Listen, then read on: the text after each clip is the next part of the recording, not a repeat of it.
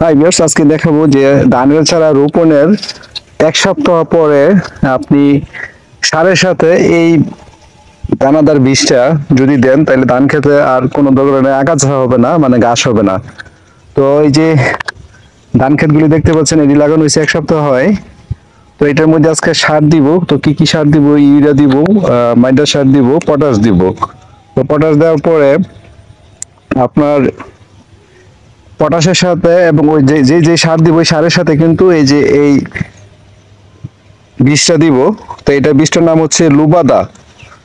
তো এই লুবাদা বীজটা, এটা 25 গ্রামের প্যাকেট, পাউডার আকারে পাওয়া যায়, দানাদার পাউডার।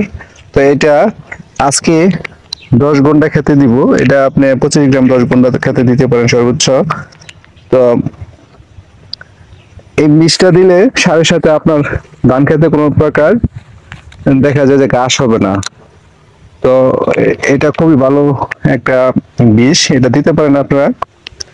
তো প্রিয় দর্শক, যারা ধান ক্ষেতের জন্য দেখা যায় যে এই বীজ না দিলে, দানাদার বীজটা না দিলে কিন্তু আপনার ঘাস বাঁচতে বাঁচতে মানে একেবারে মুনি দিয়ে অনেক টাকা চলে যায়।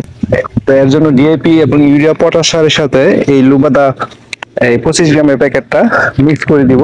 তো এর জন্য ধান খেতে অবশ্যই পানি থাকতে হবে।